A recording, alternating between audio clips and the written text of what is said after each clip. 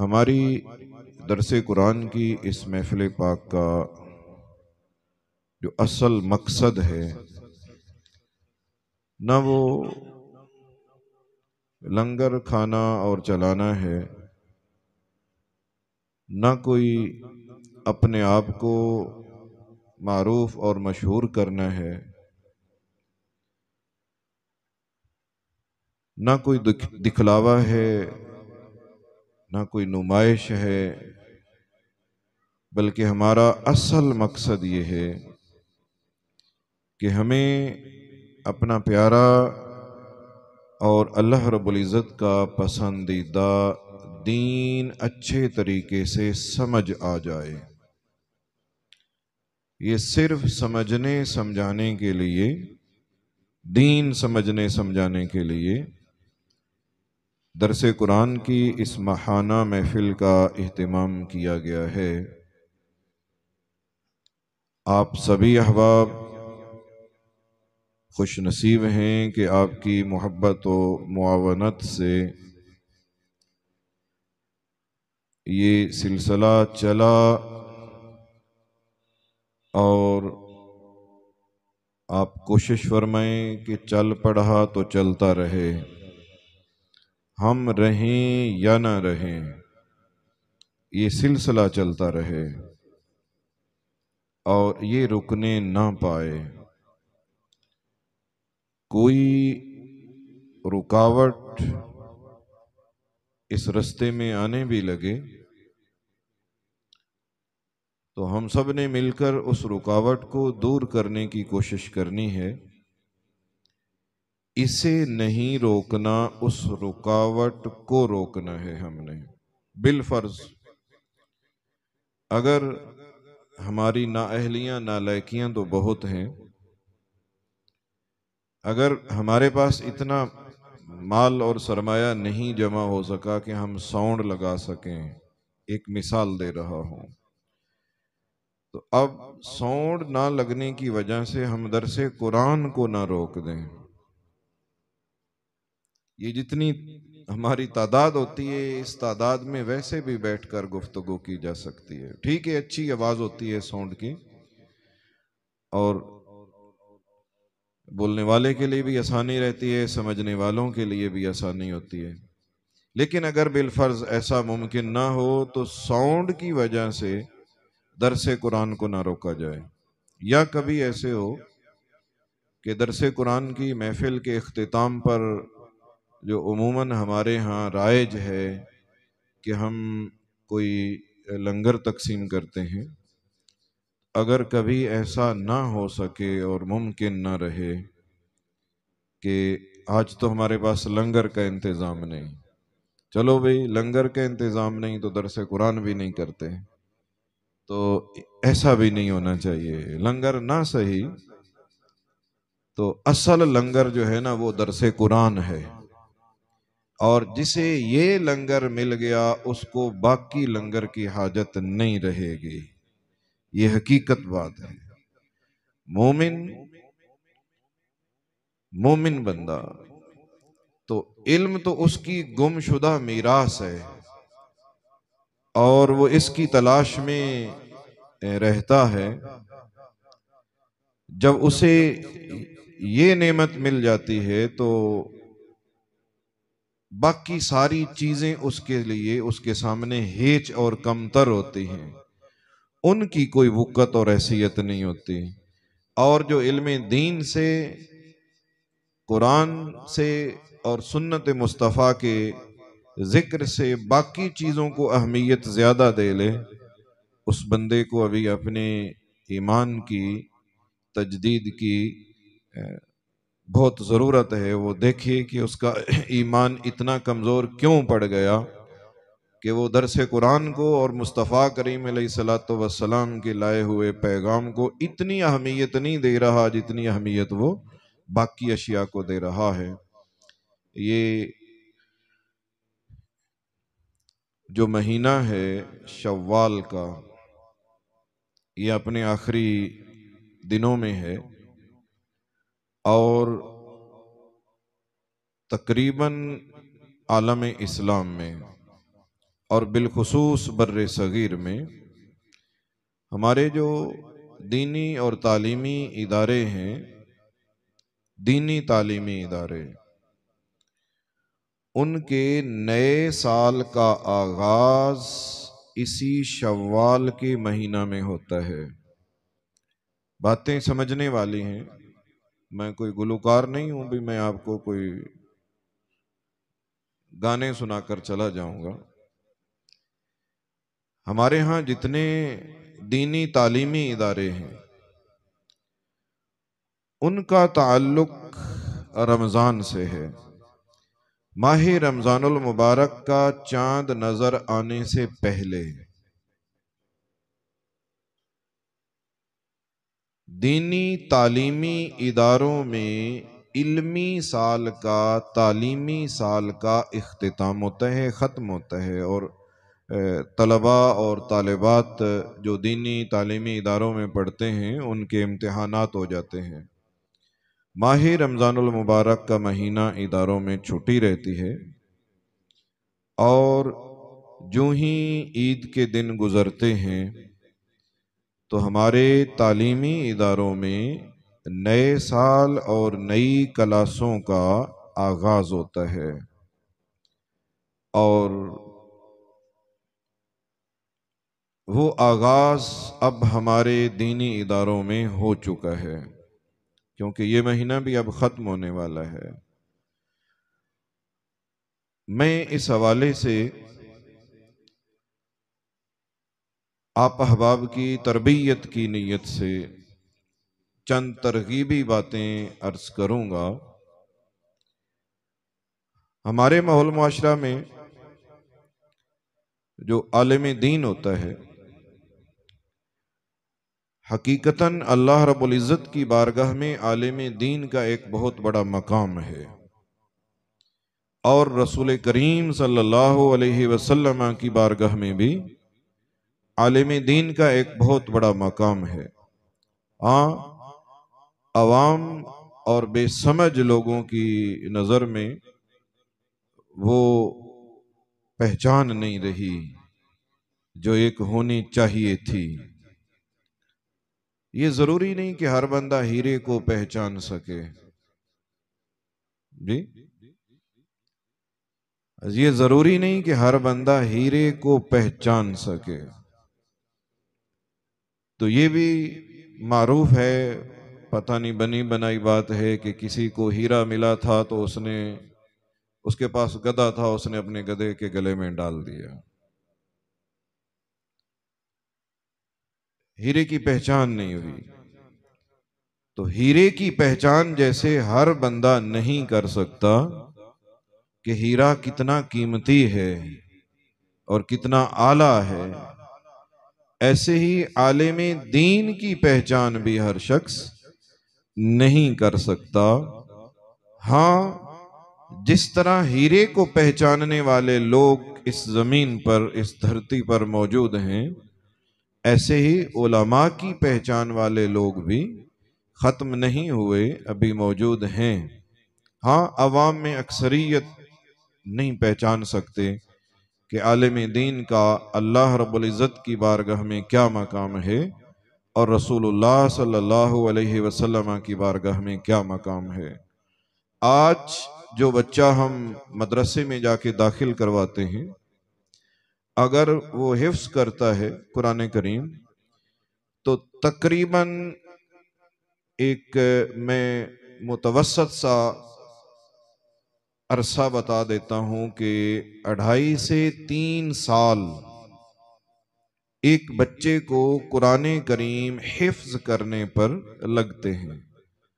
और वो कैसे हिफ्ज करता है, कितना कितना पढ़ता है।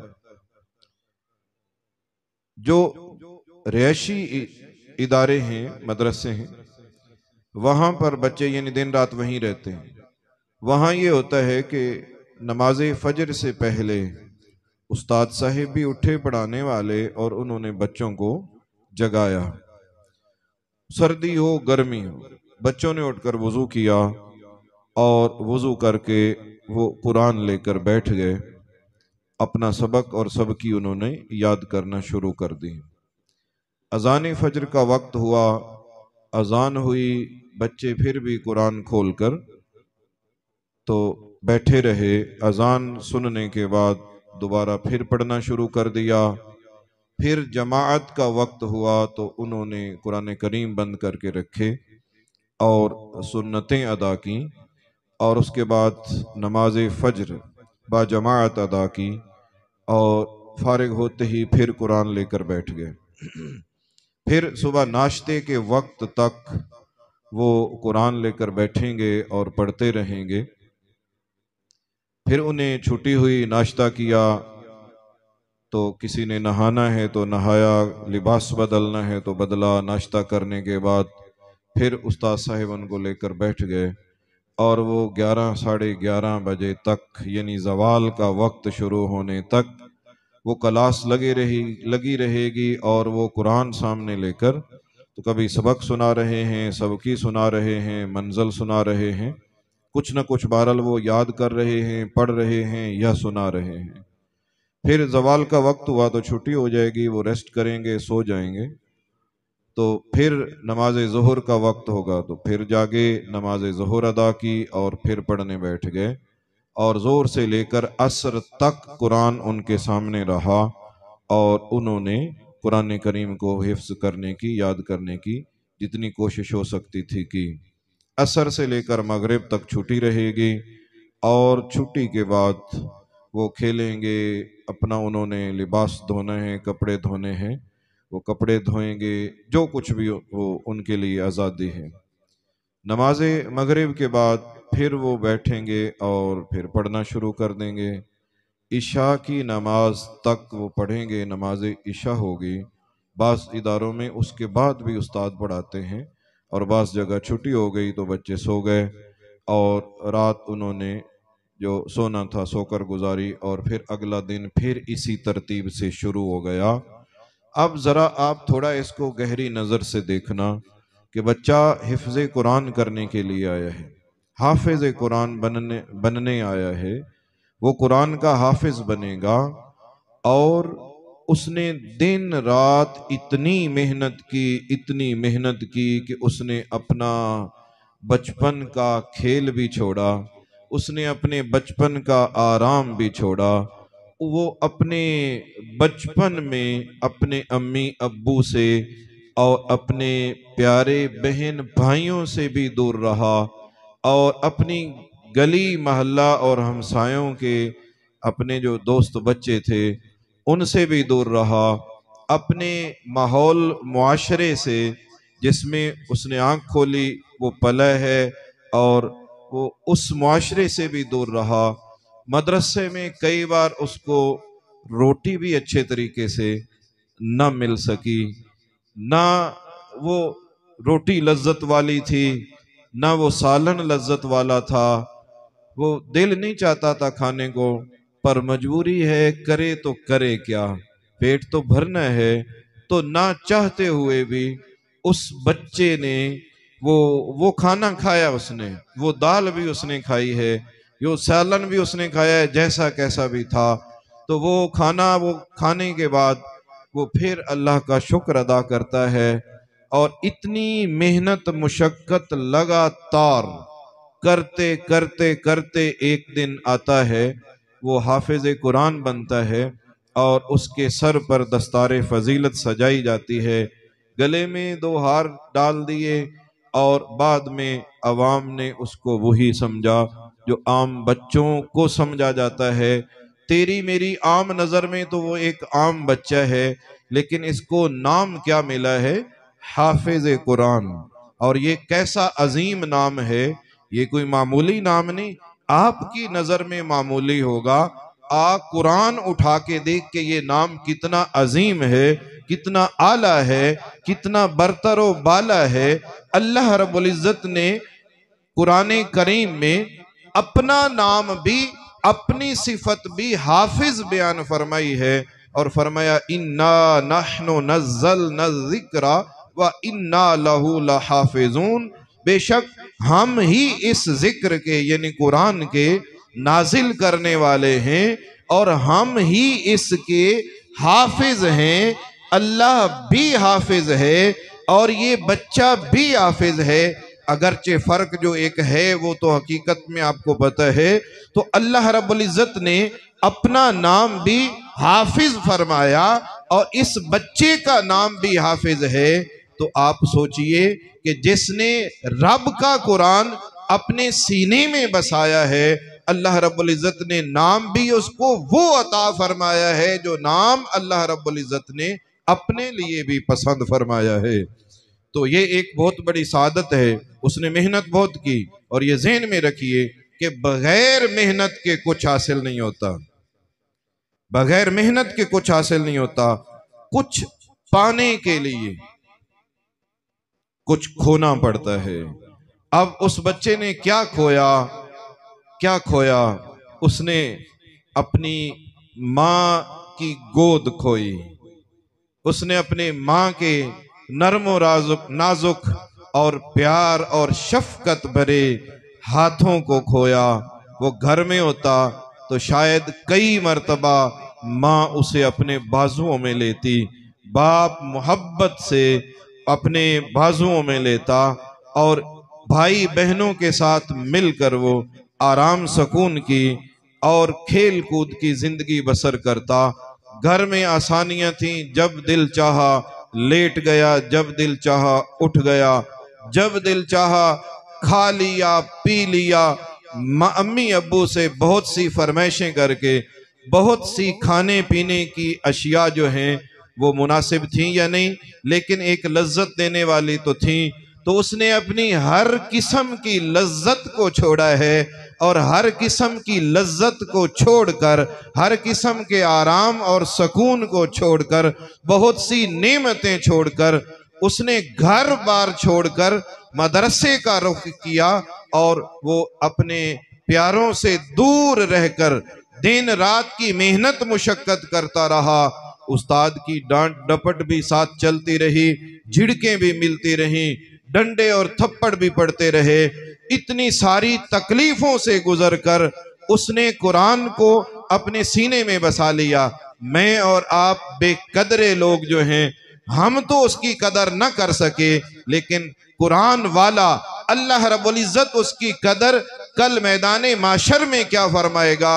अल्लाह रब्बुल इज्जत फरमाएगा कि ए हाफिज कुरान, तो कुरान पढ़ना शुरू कर और जन्नत के दरजात जो हैं वो चढ़ना शुरू कर। कुरान तेज नहीं पढ़ना, तरतील के साथ खूब ठहर ठहर कर पढ़ना है और खूबसूरत तरतील के साथ कुरान पढ़ता जा, जन्नत के दरजात चढ़ता जा।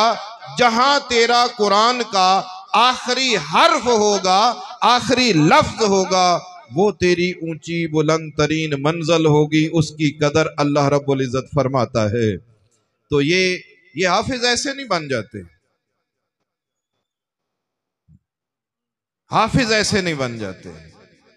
और एक इधर हम हैं, वो भी इंसान है, हाफिज कुरान भी वो भी इंसान है और खता का पुतला है और खता का इम्कान है।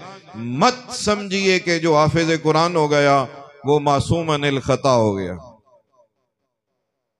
मत समझिए। ये अकीदा अहले सुन्नत नहीं है।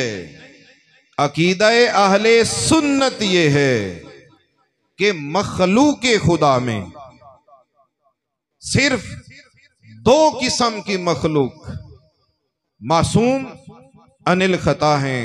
वो खता से मुराद खताए मासीयत, गुनाह वाली खता, खताए इज्तिहादी नहीं। एक फरिश्ते मासूम हैं, उनसे खता का इम्कान नहीं है। अल्लाह रब्बुल इज्जत ने उनमें ये सलाहियत ही नहीं रखी कि वो खता कर सके। दूसरे अंबियाए किराम वो भी मासूम हैं, अंबिया मासूम हैं इंसानों में, और सिर्फ अंबिया मासूम हैं, वो भी खताए मासीयत से मासूम हैं। उनसे खताए मासीयत नहीं हो सकती, खताए इज्तिहादी और चीज है। तो ये दो मखलूक मासूम अनिल खता हैं। इनके अलावा अकीदे अहले सुन्नत के मुताबिक कोई कितना बड़ा ही क्यों ना हो, वो मासूम नहीं है। तो ये जो हाफिज कुरान है ये भी मासूम अनिल खता नहीं है, इससे भी खता का इम्कान है और गलती सरजद हो सकती है।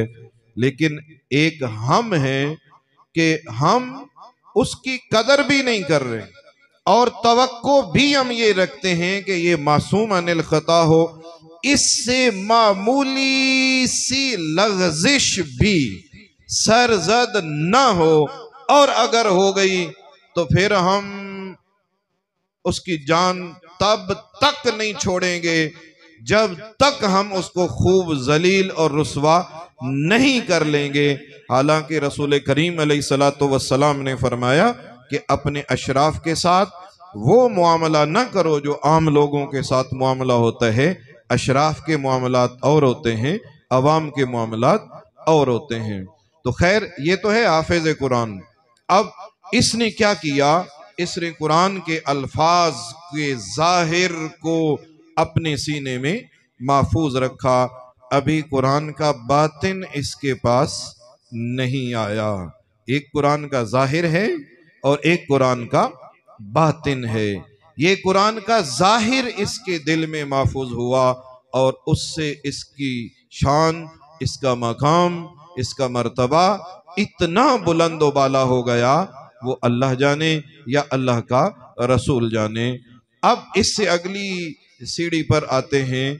तो यही हाफिज कुरान आलिम बनने के लिए मदरसे का रुख किया और दौरे हाजिर में आलिम कोर्स 8 साल का है। 8 साल, 8 साल एक लंबा अरसा है, मामूली अरसा नहीं है।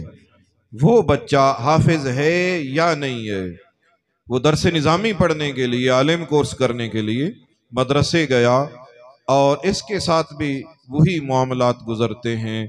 बहन भाई भी छोड़े।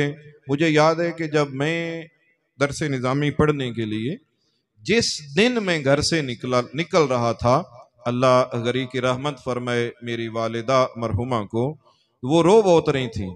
तो मैंने कहा अम्मा इसमें रोने वाली कौन सी बात है कि मैं एक अच्छे काम के लिए तो जा रहा हूँ और अच्छी जगह पर जा रहा हूँ, तो इसमें रोने वाली कौन सी बात है। तो उन्होंने एक जुमला फरमाया, वो अजीब ही था। उन्होंने कहा बेटा ये बात ठीक है, लेकिन होता ये है कि जो इस मिशन में, इस काम के लिए एक बार घर से निकल जाता है, फिर वो जिंदगी के आखिरी दम तक घर में लौट के नहीं आता। उसका काम घर से बाहर ही होता है, वो कभी किसी इलाके में, कभी कहीं होता है।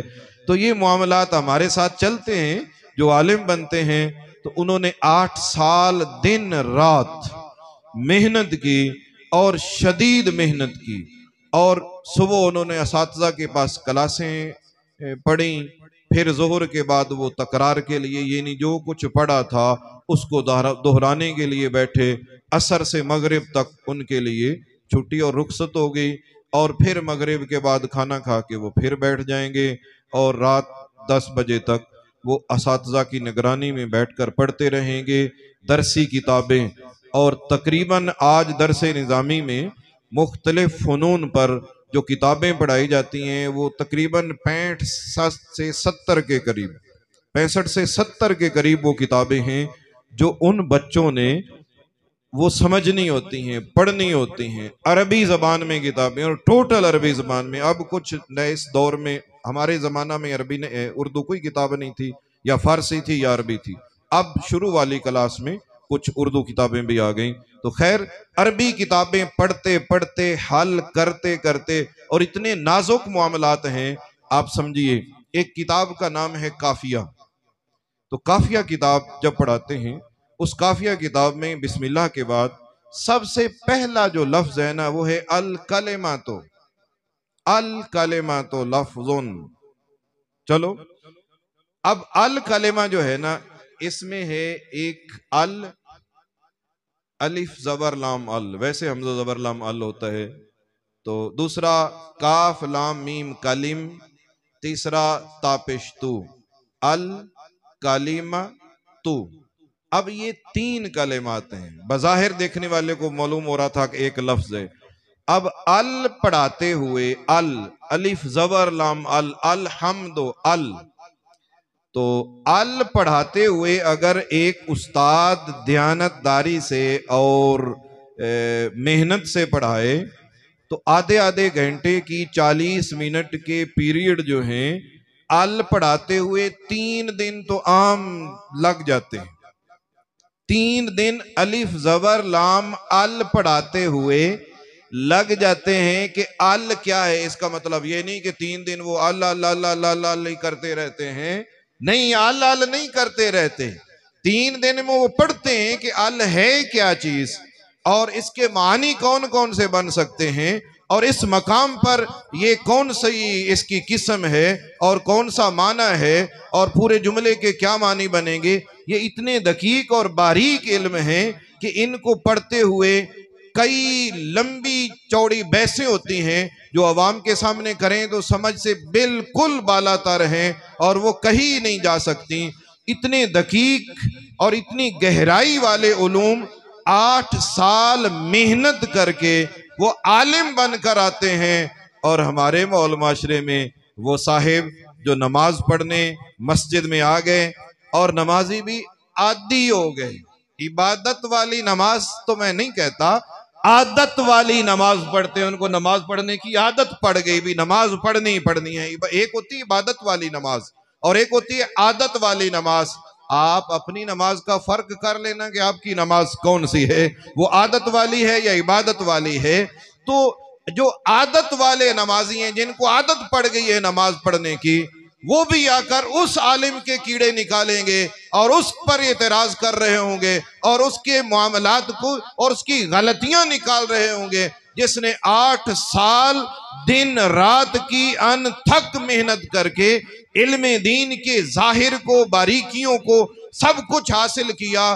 तो वो जिसने किसी एक दिन भी मदरसे का मुंह नहीं देखा, वो भी उस आलिम दीन पर एतराज कर रहा होता है। ये तो एतराज कर रहा है, आओ सुनो आलिम दीन का अल्लाह की बारगाह में मकाम क्या होता है।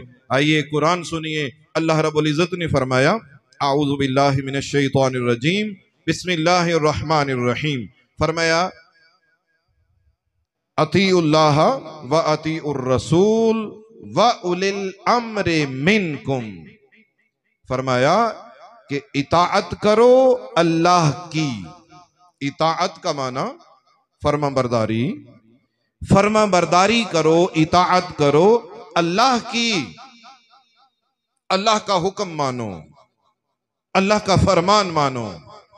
व अतीउर रसूल, और साथ ही फरमाया कि अर रसूल की भी इताअत करो। अर रसूल से मुराद मखसूस रसूल, खास रसूल, यानी मेरे और आपके आका व मौला इमामुल अंबिया सल्लल्लाहु अलैहि वसल्लम।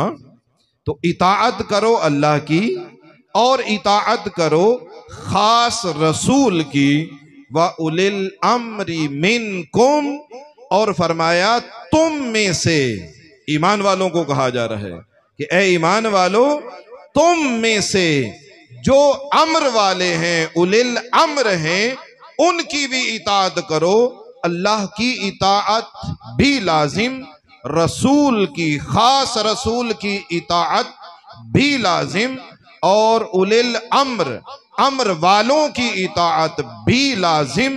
तो अल्लाह और रसूल की इताअत तो समझ में आती है, अम्र वाले कौन से होते हैं इस बारे में मुफस्सिरीन के कई अकवाल हैं। मैं आपको इमाम फखरुद्दीन राजी की बारगाह में और तफसीर राजी पर ले जाऊंगा। इमाम फखरुद्दीन राजी इस मकाम पर फरमाते हैं कि अल मुरादो मिन उलिल अम्रे फी असहिल अक़वालिल उलमा। इस आयत में उलिल अम्र जो है उससे मुराद असह कौल के मुताबिक उलमा हैं कि अल्लाह रब्बुल इज्जत ने इस आयत में जैसे अपनी इताअत का हुक्म दिया है, अपने खास रसूल की इताअत का हुक्म दिया है, उसी के साथ साथ अल्लाह रब्बुल इज्जत ने इस उम्मत के उलमा की इताअत का हुक्म दिया है। इससे पता चलता है कि आलिम दीन कोई मामूली शय नहीं होता, उसका मर्तबा, उसका मकाम, उसकी सीरत, उसका रहना सहना अल्लाह की बारगाह में इतना मकबूल है, इतना पसंदीदा है कि खालिक की कायनात जहां अपनी इताअत का हुक्म दे रहा है, जहां अपने रसूल की इताअत का हुक्म दे रहा है, वहां पर अल्लाह रब्बुल इज्जत इस उम्मत के उलमा की इताअत का भी हुक्म इरशाद फरमा रहा है। तो अल्लाह रब्बुल इज्जत ने ये एजाज उलमा को अता फरमाया है, ये शान उलमा को अता फरमाई है। अब देखिए, हुक्म देने वाला अल्लाह है। मैं अपनी शान नहीं बयान कर रहा, मैं अपनी शान नहीं बयान कर रहा, ये अल्लाह रब्बुल इज्जत उलमा का मकाम बयान कर रहा है। अल्लाह रब्बुल इज्जत उलमा का मकाम बयान कर रहा है कि इनकी शान ये है कि इनकी इताअत भी तुम पर लाजिम ठहराई गई है। और इमाम फखरुद्दीन राजी रहमतुल्लाह अलैह फरमाते हैं कि उलमा की इताअत जो है वो लाजिम है। क्यों लाजिम है? फरमाते हैं लिअन्नल मुलूका ला तजिबु अलैहिम ताअतुल उलमा। फरमाते हैं कि जो बादशाह होते हैं, बादशाह, हुक्मरान, हाकिमे वक्त, आज कोई नालायक उलमा को कुछ भी ना समझे और उलमा के खिलाफ आज के दौर में मैं और आप सुन रहे हैं कि जो हुकूमती अफसरान हैं वो कई किस्म की बक बक करते हैं, बेहुदा बकते हैं। अब सुनिए इमाम फखरुद्दीन राजी रहमतुल्लाह अलैह क्या फरमाते हैं। फरमाते हैं लिअन्नल मुलूका ताजिबु अलैहिम ताअतुल उलमा, इसलिए जो बादशाह हैं उन पर भी अल्लाह रब्बुल इज्जत ने उलमा की इताअत और फर्मा बरदारी को वाजिब और लाजिम करार दे दिया है।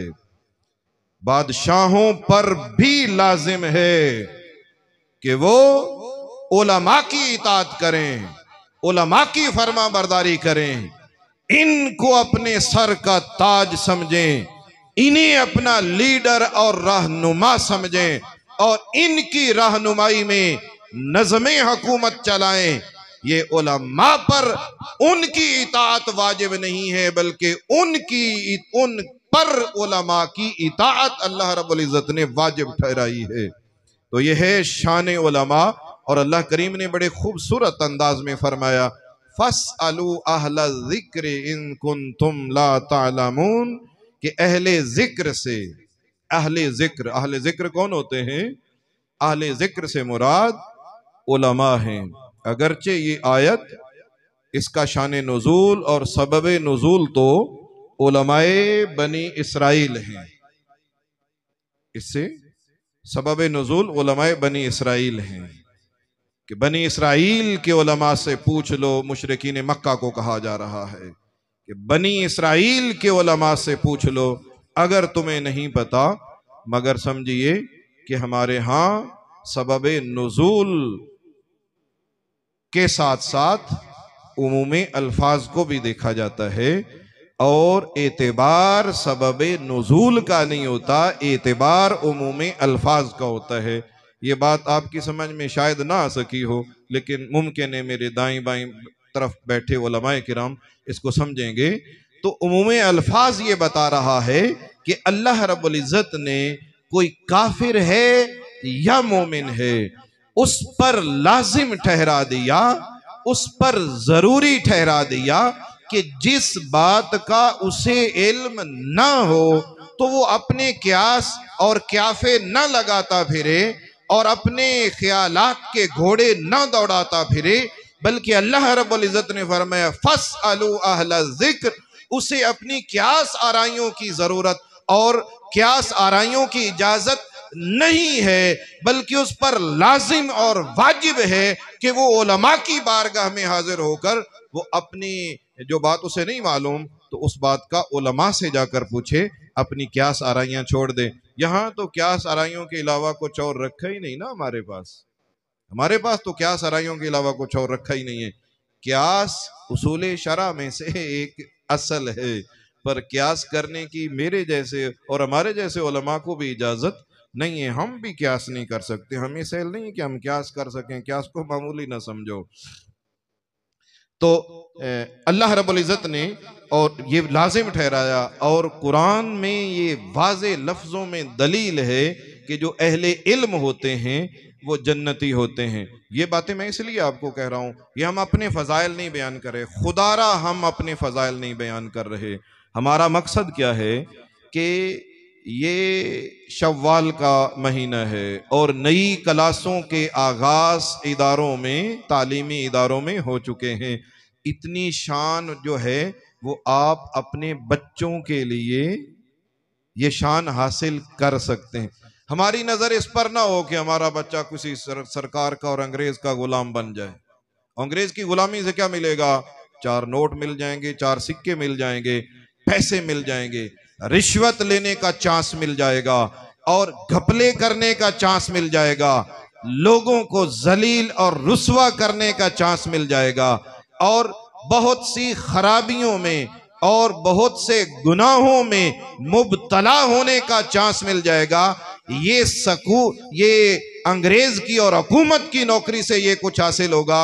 लेकिन अगर हमने अपने बच्चों को दीनी इदारों में जाके बिठाया, 8 साल की मेहनत के बाद अल्लाह रब्बुल इज़्ज़त उनको किसी अंग्रेज की गुलामी का सर्टिफिकेट नहीं दिया जाएगा, बल्कि उसको अल्लाह और उसके रसूल की गुलामी का सर्टिफिकेट मिलेगा, सनद मिलेगी। और वो सनद मामूली नहीं है, वो आलिम बनता है। तो अल्लाह रब्बुल इज़्ज़त फरमाता है इन्नमा यख्शल्लाह मिन इबादिहिल उलमा, कि अल्लाह के बंदे तो बहुत हैं और मशरिक से मगरिब तक बंदों की एक कासीर तादाद है, पर इन सारे बंदों में अल्लाह रब्बुल इज़्ज़त से कमा हक्को अगर कोई डरने वाले मौजूद हैं तो वो हर बंदा नहीं है, बल्कि सिर्फ उलमा हैं जो अल्लाह रब्बुल इज़्ज़त से डरने वाले हैं। आपकी सोच बन गई कि मौलवी अल्लाह से डरते ही नहीं। जी हजरत रफाकत साहब, हमारी आवाम की सोच बन गई मौलवी अल्लाह से डरते ही नहीं। क्यों? वो कहते हैं जी उसने नफल नहीं पढ़े, मौलवी साहब ने नफल नहीं पढ़े, मौलवी अल्लाह से नहीं डरते। तेरा भला हो, क्यों चबड़े मारता है? चबड़े, ये दानिस्ता लफ्ज मैंने बोला, क्यों चबड़े मारता है? नफल का क्या माना है? बोलो।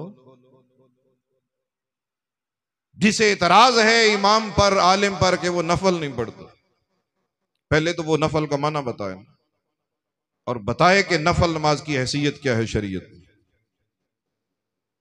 मेराज की रात कितनी नमाजें मिली? बोलिए और बोल पवो। खामोशी का रोजा मकरूह तहरीमी है। खामोशी का रोजा मकरूह तहरीमी है, हराम के करीब है। खामोशी कोई बोलने का वक्त हो तो उस वक्त खामोशी इबादत नहीं है। अल्लाह रब्बुल इज़्ज़त ने 50 नमाजें अता फरमाई और तखफीफ करते करते वसीला बन गए मेरे और आपके लिए अल्लाह के कलीम पैगंबर हजरत मूसा अलैहिस्सलाम। हम तो वसीला वाले हैं ना, ये वसीले से 5 नमाजें हैं, तो 5 नमाजें रह गई। कौन कौन सी? आप बोले, बोलो ना। फजर, हमें तो नमाजों के नाम भी नहीं आते पूरे अच्छे तरीके से हैं। हम तो बहुत कुछ बिगाड़ चुके हैं, बिगाड़ हम चुके हैं। हम कहते हैं जी हम तो फर्ज पढ़ रहे थे। वो फर्ज क्या होता है? फर्ज होती है औरत की शर्मगाह।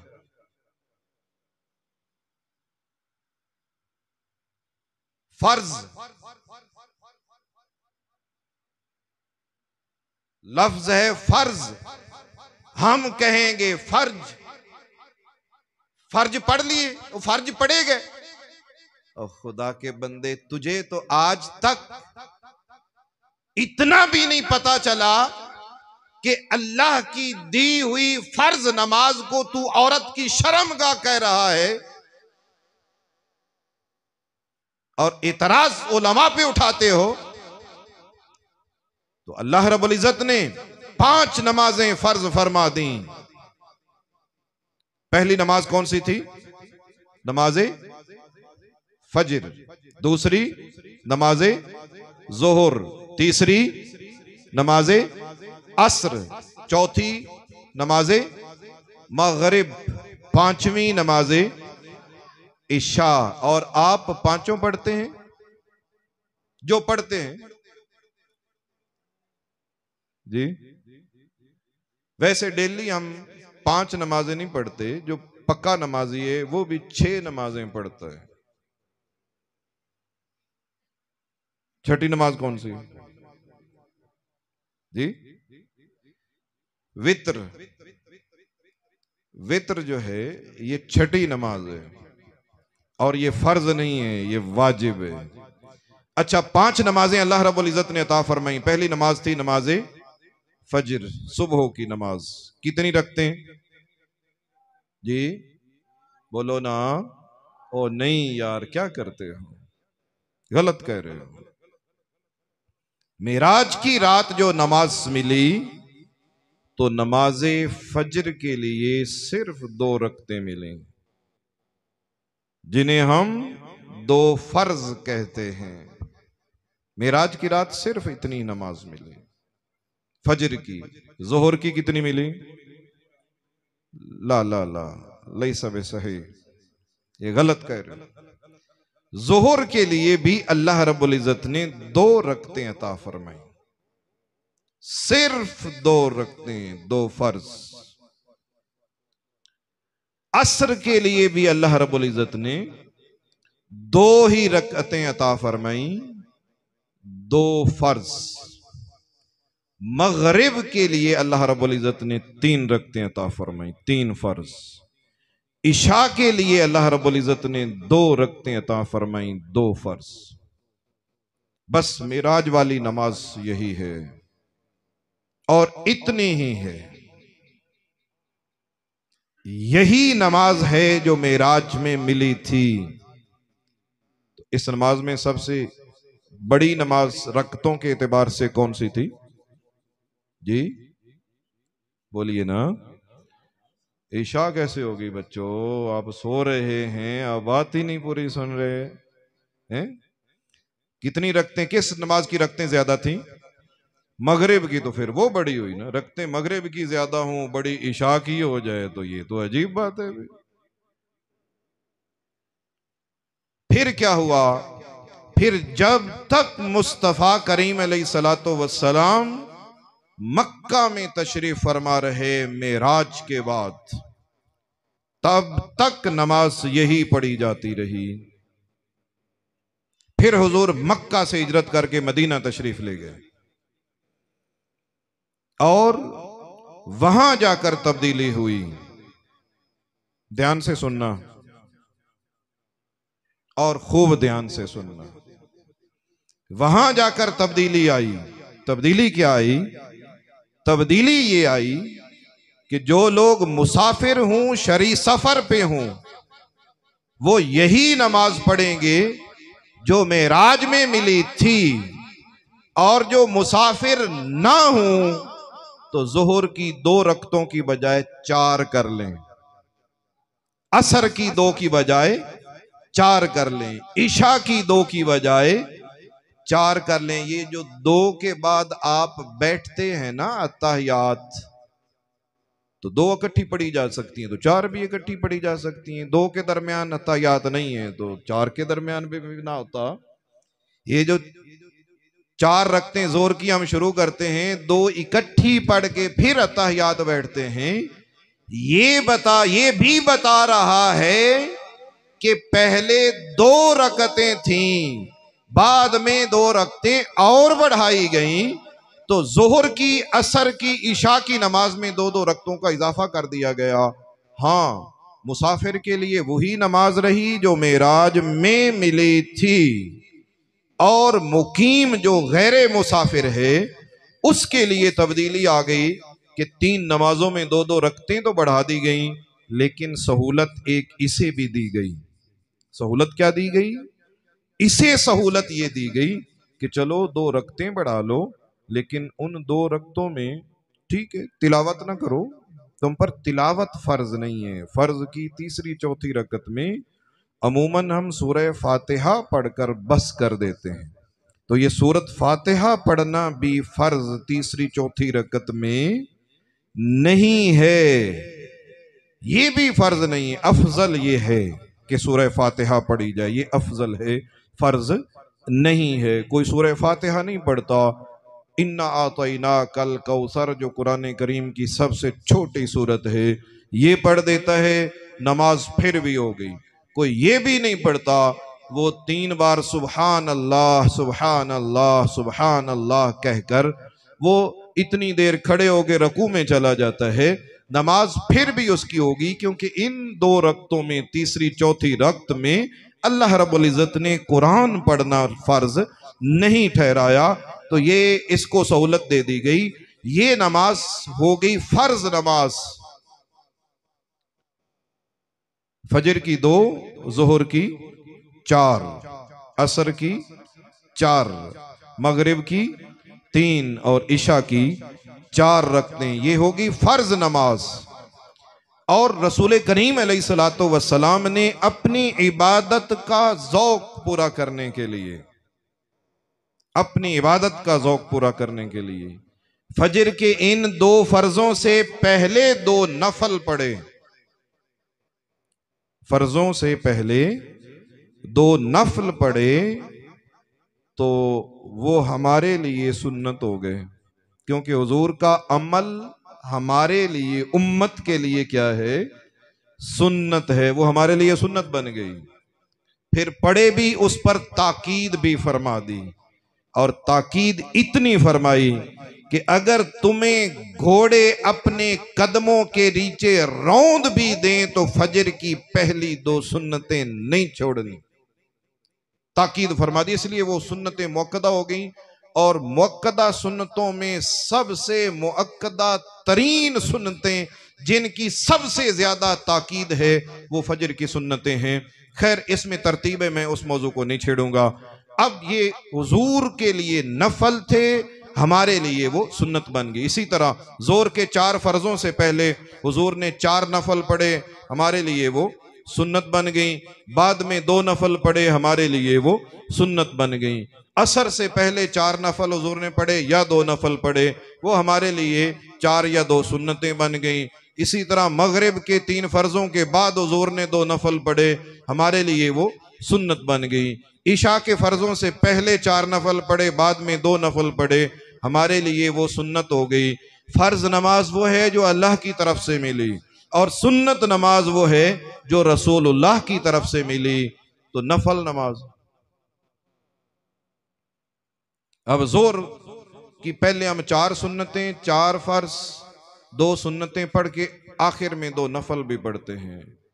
नफल नमाज क्या है?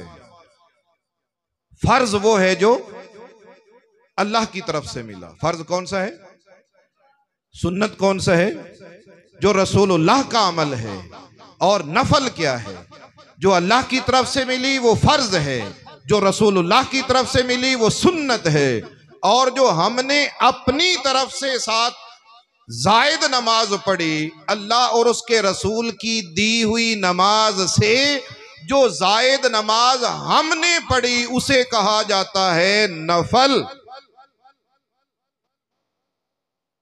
अच्छा, मुजाहिद साहब भी तशरीफ फरमाए, मैंने देखा नहीं। वो होते हैं नफल। तो नफल वो नमाज है जो हमने अपनी तरफ से बढ़ाई है, शुरू की है।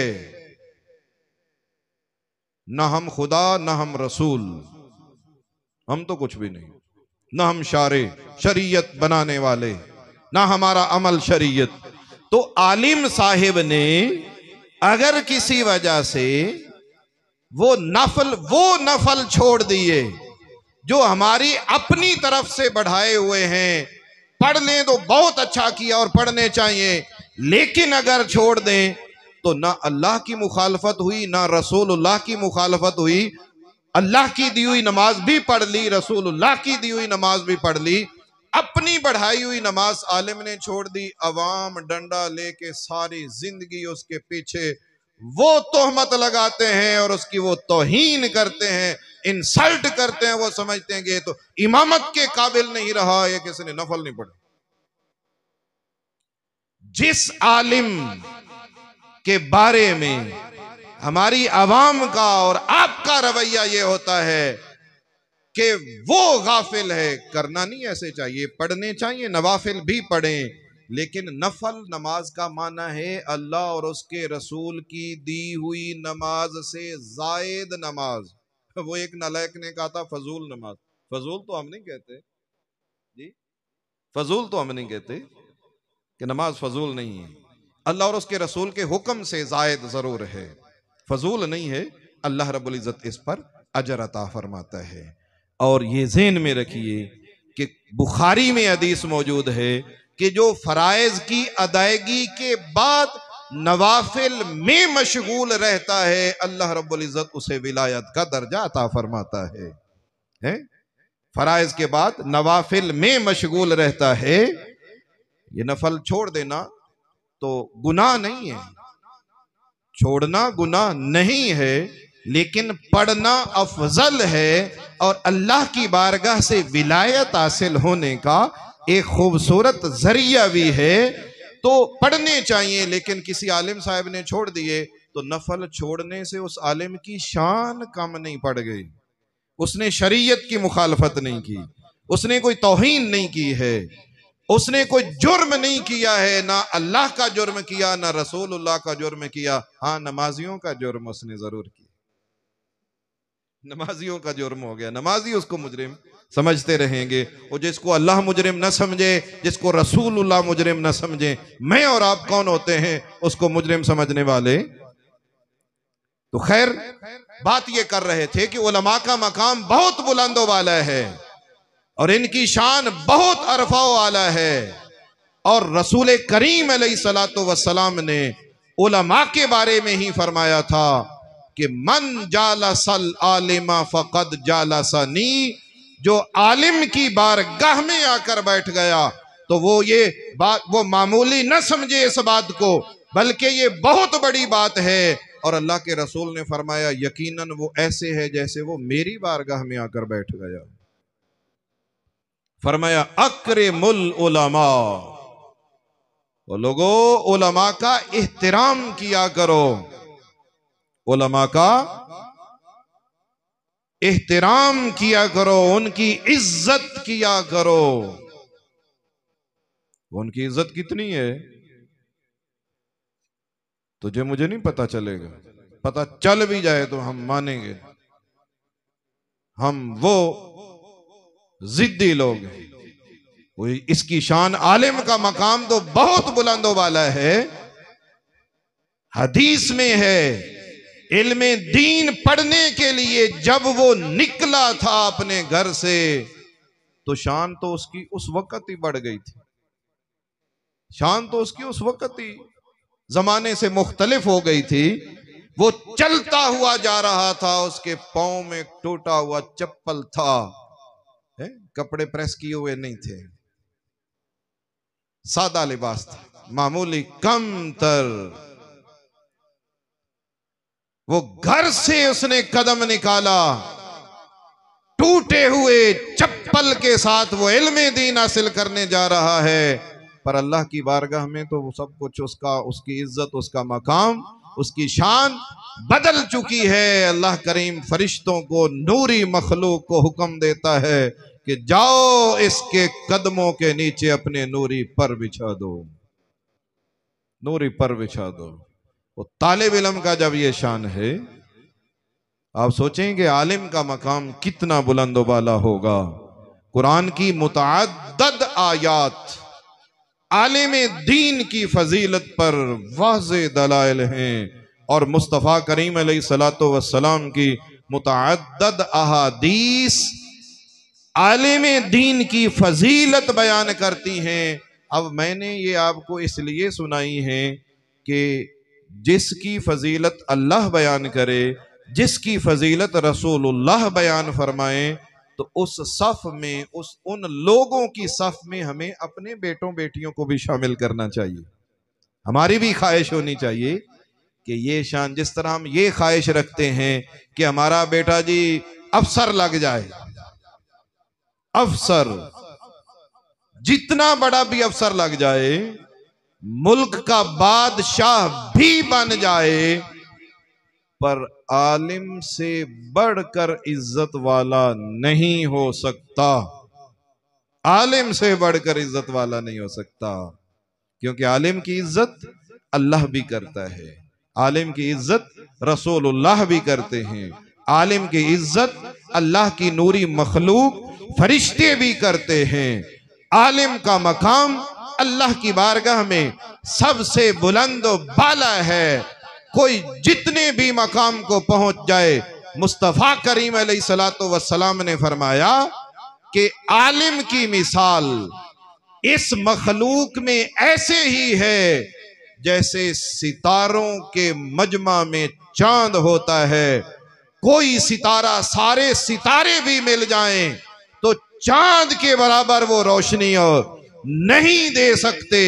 इसी तरह सारे आबिद भी मिल जाएं तो वो एक आलिम के बराबर नहीं हो सकते। आबिद किसे कहते हैं? आबिद उस नेक इंसान को कहते हैं जो अपना दिन रोजे के साथ गुजारे और रात शब बेदारी करके अल्लाह अल्लाह करते करते गुजार दे, वो आबिद होता है। सारी रूए जमीन के इंसान आबिद बन जाएं तो फिर भी एक आलिम का मकाम उस रूए जमीन के आबिदीन से बुलंद वाला है। आओ उस सफ में हम भी अपने बेटों को ले आएं। सुनिए, कुरान पर हमारा यकीन है कि वो लारैब किताब है ना जी? कुरान लारैब है ना? कुरान में जो कुछ है हक है ना, जो कुछ है सच है ना? जब कुरान में जो कुछ है हक है, सच है, कुरान उलमा की शान बयान कर रहा है, तो क्या हम उस सफ में अपने बेटों को शामिल नहीं करेंगे? जिनके बड़े हो गए, पढ़ने की तालिब इल्मी के दौर से गुजर गए। वैसे तो तालिब इल्मी सारी जिंदगी रहती है। उतलुबुल इल्मा मिनल महदे इलल लहद, पिंगुड़े से लेकर गोद से लेकर गोर तक इल्म हासिल करते रहो। हाँ, बाकायदगी के साथ क्लासें अटेंड नहीं कर सकते, वो तो एक अलग बात है। जो अभी साहिब औलाद हैं, जिनकी औलादें छोटी हैं, या आइंदा साहिब औलाद होने की ख्वाहिश रखते हैं, इम्कान है, तो वो नियत करें अपने बच्चों में से एक को जरूर आलिम दीन बनाओ। आप कहते हैं रोटी पता नहीं कहाँ खाएगा। यार, जितनी रोटी अल्लाह रब्बुल इज्जत ने हमारे उलमा की लिख दी है, इतनी दूसरों की तो नहीं है। हम जहां भी जाते हैं, हमारे लिए लोगों अपने आप को खाना अच्छा मिले या ना मिले, हमारे लिए कोई अच्छा इंतजाम किया हुआ है ना। ऐसे तो हमें तो धक्के से मजबूर करके खिलाते हैं, जी खाओ, कुछ ना कुछ तो खा के जाओ। अल्लाह रब्बुल इज्जत ने हमारा रिज्क इज्जत के साथ रिज्क लिख दिया है। हम जहां कहीं भी जाते हैं अच्छी जगह पर बिठाते हैं, इज्जत वाली जगह पर बिठाते हैं। वो जितने भी बड़े ऑफिसर हों, वो झुके झुके, दबे दबे, और वो हम अदब और एहतराम के साथ खाने घर में तैयार करके, या जैसे भी वो हमारे सामने खुद खिदमत गुजार बन के खड़े होते हैं। ये अल्लाह रब्बुल इज्जत ने उलमा को इज्जत दी है। कोई आलिम आज तक भूखा नहीं मरा हो, आलिम जालिम ना हो आलिम, आलिम कोई भूखा नहीं मरा। आलिम की इज्जत है। कोशिश करो, नीयत करो, इरादा करो, अपने दीन को संभाला दो इस तरह कि अपने बच्चों में से एक को आलिम बनाओ। खुदा की कसम, अगर हर घर से एक बच्चा बच्ची आलिम हो, हर घर से आलिम भी हो, बेशक वो दुनिया के शोबों में काम करे, आलिम इल्म ये नहीं कहता कि जरूर मस्जिद में ही बैठे रहो। इल्म ये नहीं कहता। अब आपको पता है कि हाफिज साहब हमारे चीफ ऑफ आर्मी स्टाफ भी हैं। हाफिज साहब जी हैं, हाफिज चीफ भी हैं।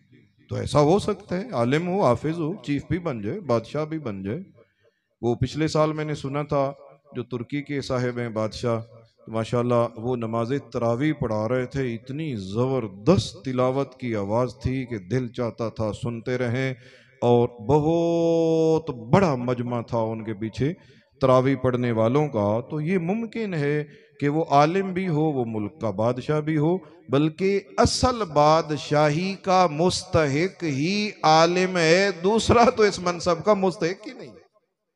ये बात, दूसरा इस मनसब का मुस्तहिक ही नहीं है। तो कोई जरूरी नहीं है कि बच्चे मस्जिदों में बैठ जाएं, मस्जिदें भी हमने ही संभालनी है। इस मस्जिद को मुस्तफ़ा ने शुरू किया था और मुस्तफ़ा ने ही संभाला था। जब तक आप दुनिया में मौजूद रहे तो मस्जिद नबवी के इमाम आप खुद होते थे। जब आप इस दुनिया से रुखसत होने लगे तो मुस्तफ़ा ने बार बार कह कह कर अबू बकर सिद्दीक को अपने मुसल्ले पे खड़ा किया। बार बार कह कह कर अबू बकर सिद्दीक को मुसल्ले पे खड़ा किया। अब अबू बकर सिद्दीक अमीरुल मोमिनीन भी हैं, उन जैसा अमीरुल मोमिनीन कयामत तक कोई नहीं होगा। वो मस्जिद के इमाम भी थे। हजरत फारूक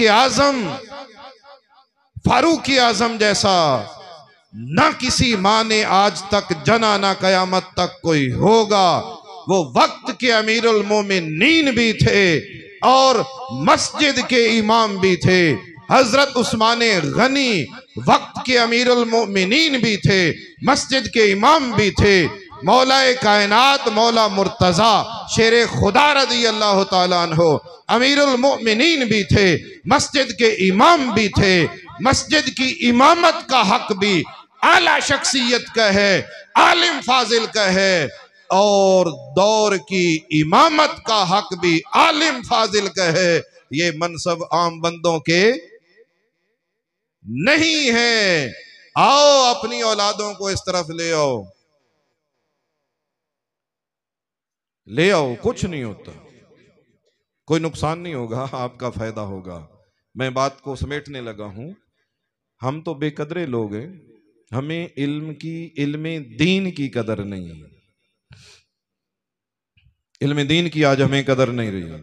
स्कूल के इल्म की बड़ी कदर है।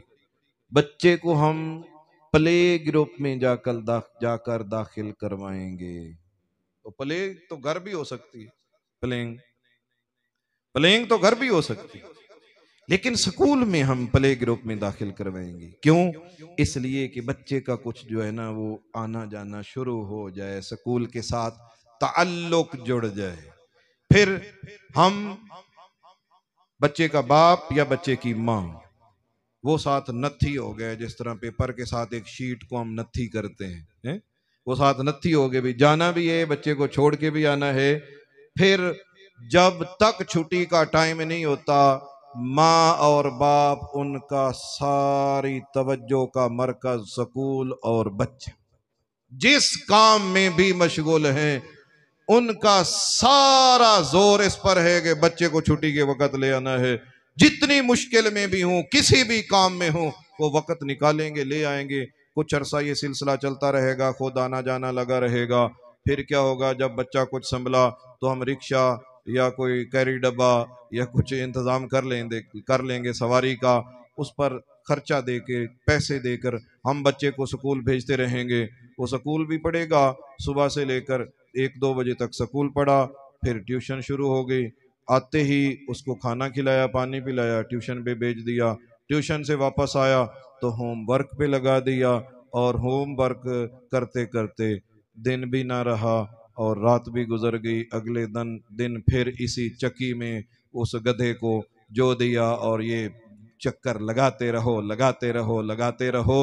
इस दुनिया की तालीम के लिए हमने अपने बच्चों को उस चक्की का बैल बना दिया कि उसमें चक्कर लगता रहेगा।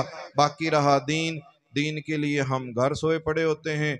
बच्चे को हमने जगाया और उसे कहा दौड़ जाओ मस्जिद में, बुरे भले अल्फाज कहकर उसको निकाल दिया। ना उसने मुंह धोया, ना उसने कुली अच्छे तरीके से की। उसके कपड़ों से पेशाब की बदबू आ रही है। जो पेशाब रात उसने बिस्तर में किया था, उसी गंदे गलीज लिबास के साथ हमने मस्जिद में भेज दिया। ना माँ को एहसास, ना बाप को एहसास, ना किसी और को एहसास आया। जब इतनी घटिया अंदाज के साथ हम बच्चे को दीन और कुरान पढ़ने के लिए भेज रहे हैं, इसी से हमारा पता चल गया कि हम कुरान के साथ और दीन के साथ दो नंबरी कर रहे हैं, दो नंबरी कर रहे हैं। तो खुदारा दीन भी पढ़ाओ, दुनिया भी पढ़ाओ, मैं मना नहीं कर रहा, पर दीन छोड़कर दुनिया पे लगा देना और दुनिया के लिए दीन छोड़ देना। वो इमाम साहब पढ़ा रहे होते हैं और 1-2 मिनट ऊपर हो जाए सही, माँ भी भागती आ रही है, वालिद भी आ गया, मौलवी साहब की कर दे हो, बच्चे ने स्कूल जाना सी, तुसी इथे बिठाया हुए वक्त से छुट्टी देख दिया करो। हम बेकदरे लोग हैं जिनको दीन की कदर थी। आखिरी लम्हा सुनिए, मैं एक शख्सियत का हजारों मिसालें हैं। हजरत बकी बिन मुखल्लद एक बहुत बड़े मुहद्दिस गुजरे हैं, अल्लाह अकबर। तो ये स्पेन से चले थे, स्पेन, और बगदाद पहुंचे हजारों किलोमीटर का सफर करके। पढ़ने गए थे इल्मे हदीस। 20 साल की उम्र, 20 साल की उम्र, स्पेन से हजारों किलोमीटर का सफर करके बगदाद सैयदना इमाम अहमद बिन हम्बल रहमतुल्लाह ताला अलैह उनके पास हदीस पाक पढ़ने के लिए गए। जब बगदाद पहुंचे तो मामला बरअक्स देखा। वहां देखा तो इमाम अहमद बिन हम्बल रहमतुल्लाह अलैह पर हुकूमत की तरफ से पाबंदी लग चुकी थी। जालिम हुकूमतें हर दौर में उलमा के साथ वो क्या कहते थे, क्रैकडाउन। पिछले दिनों हमारे पाकिस्तान में भी उलमा के साथ बदतमीजियां की गई। सहरी के वक़्त, तहज्जुद के वक़्त मुझे गिरफ्तार करने के लिए भी मेरी मस्जिद में पुलिस आई। पुलिस वो इंडिया की नहीं थी, वो पाकिस्तान की पुलिस थी। वो हिंदू नहीं था, वो मुस्तफा का कलेमा पढ़ने वाला था, पर बूटों समेत मस्जिद में दाखिल हुए और जो नमाजी तहज्जुद की नमाज पढ़ रहे थे, सर्दी थी, वो मैं तो मिला नहीं, तो उनको पकड़ लिया, उसको चादर भी नहीं उठाने दी और बूटों समेत उसको घसीट के और पकड़कर बाहर ले और लेके थाने चले गए। ये हर दौर में उलमा के साथ जुल्म करते रहे हैं जालिम हुक्मरान। तो हाकिम ने पाबंदी लगा दी कि इमाम अहमद बिन हम्बल पढ़ा नहीं सकता, ना किसी मदरसे में बैठ के, ना घर बैठ के पढ़ा सकता है। पाबंदी लग गई, घर में वो मासूर हो गए, अपने ही घर में मासूर हैं, कैद। जब बकी बिन मुखल्लद इतने हजारों किलोमीटर सफर करके आए और पता चला तो उनका दिल तो टूटा कि मेरा तो सफर बेकार जाएगा, पर उन्होंने हिम्मत नहीं आ रही। वो आकर दरवाजे पर दस्तक दी। इमाम साहब ने खुद आकर दरवाज़ा खोला और उन्होंने कहा, हजरत मैं तो स्पेन से आया हूँ हज़ारों किलोमीटर का सफ़र तय करके आपसे इल्म हदीस पढ़ने के लिए। तो उन्होंने फरमाया, बच्चे मुझ पर पाबंदी है, मैं हदीस पाक नहीं पढ़ा सकता, हुकूमत की तरफ से मना है और वो सख्ती करते हैं। तो वो कहने लगे कि हज़रत मेरी तमन्ना भी पूरी हो जाए और मेरी जो ख्वाहिश थी वो भी पूरी हो जाए। हाँ, एक तरीका मैं बताता हूँ, आप पढ़ा भी लेंगे और आप हुकूमत के जुल्म से बच भी जाएंगे। क्या तरीका है? वो कहने लगे, मैं इस शहर में नया हूँ और मुझे शहर में कोई बंदा नहीं पहचानता। अगर मैंने अपना रूप बदल भी लिया, जब मुझे पहचानता ही कोई नहीं तो मेरी कौन सी बेइज्जती होनी है? बेइज्जती तो उन लोगों में होती है ना जो लोग पहचानते हों, जो ना पहचानते हो उनमें तो कोई बेइज्जती नहीं होती। वो कहने लगे कि मैं अपना रूप बदल लेता हूं, मैं भिखारी, फकीर और सवाली बनकर आपके दरवाजे पर भीख मांगने के लिए, भीख मांगने के अंदाज में सवाली बनकर आपके दरवाजे पर आकर सवाल करूंगा। आप मुझे आटा दाना, रोटी, पैसा नहीं, बल्कि आप दरवाजे पर आना, देखने वाले समझते रहेंगे कि ये सवाली है, और वो देने वाले हैं, खैरात दे रहे हैं, लेकिन तुम मुझे दुनिया की खैरात ना देना, तुम मुझे इल्म हदीस की खैरात दे देना, मुझे एक दो हदीसें सुना देना और मैं चलता बनूंगा। इस तरह आप भी बच जाएंगे, मेरा काम भी होता रहेगा। हजरत ने फरमाया तुम्हारी तजवीज़ तो ठीक है, चलो यूं ही कर लेते हैं। अब वो बकी बिन मुखल्लद जो इल्म हदीस पढ़ने आए थे और बाद में एक बहुत बड़े मुहद्दिस बने, वो एक गंदगी के कूड़े के ढेर पर गए, वहां से लोगों के फेंके हुए उन्होंने फटे पुराने कपड़े उठाए। तुझे क्या कदर, इल्म कैसे हासिल किया जाता है। अब इन ठंडी हवाओं में पंखों के नीचे बैठकर और नरम चटाइयों पर बैठकर ठंडे पानी पीकर, 3 वक्त 2 वक्त मदरसों में रोटी जैसी भी सही रोटी खाकर, फिर भी तुझे मुझे इल्म की कदर नहीं रही। उनसे पूछ के उन्होंने इल्म कैसे हासिल किया था। वो कूड़े क्रिकेट के ढेर पर गए, वहां से लोगों के फेंके हुए उन्होंने फटे पुराने कपड़े उठाए और उन कपड़ों को अपने तन पर सजाया। 3-4 रंगों के कपड़े उठाकर सर पर उन्होंने बांधे कि देखने वालों को लगे कि वाकई कोई सवाली है, भिखारी है। हाथ में एक टूटा फूटा प्याला भी पकड़ा, एक टेढ़ी सी लकड़ी भी असा के तौर पर पकड़ी और इस तरह वो बाजार में चलते हुए इमाम साहिब के दरवाजे पर आए और उन्होंने आकर सदा लगाई, अल अजरो रहिमकुमुल्लाह या अहलद्दार, ओ घर वालों अल्लाह तुम्हें अजर अता फरमाए, अल्लाह तुम पर रहम अता फरमाए। सवाली आया है, कोई खैरात डाल दो।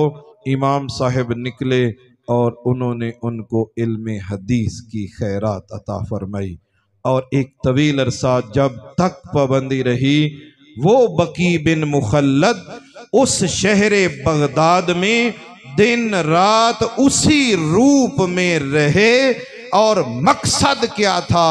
मकसद ये था कि इल्म हदीस अगर आसानी के साथ हासिल ना किया जा सकता हो तो इल्म हदीस हासिल करना इतना जरूरी है कि उसके लिए हमें रूप और भेष भी बदलना पड़े, भिखारी और सवाली भी बनना पड़े तो हम ये भी बर्दाश्त कर लेंगे, पर इल्म हदीस हम हासिल करके रहेंगे।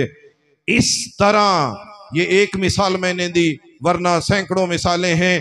इस तरह मुशक्कतों के साथ उन्होंने इल्म हदीस हासिल किया था, जो जिनकी वजह से आज हमारी लाइब्रेरियां और हमारी अलमारियां किताबों से भरी पड़ी हैं। ये उनकी मेहनतों का सिला है। आओ जब तक हम हैं हम भी कुछ इस इल्म की कदर करें और खुद भी इल्म हासिल करो। आपके पास अलामा साहब हैं माशाल्लाह, आलिम दीन है, दरस निज़ामी पढ़ कर आए हैं, अवाम से तो कई गुना बेहतर हैं, हजारों लाखों गुना बेहतर हैं। इनसे सीखो, इनसे या अपने बच्चों को बाकायदा किसी इदारे में दाखिल करवाओ, कोशिश करो, नियत करो, अपने बच्चे को इल्म दीन जरूर सिखाओ। अल्लाह रब्बुल इज़्ज़त ने रोजी का जिम्मा उठाया हुआ है, कुछ भी नहीं होता। इल्म दीन भी सिखाओ, दुनिया भी पढ़ाओ। अल्लाह करीम मुझे और आपको दीन हक पर इस्तिकामत अता फरमाए। और इल्म दीन के फ़ज़ाइल हमने सुने हैं तो अपनी औलादों के लिए हमें भी ये ख्वाहिश रखने की तौफीक अता फरमाए, औलादों को इस रस्ते पर चलाने की तौफीक अता फरमाए।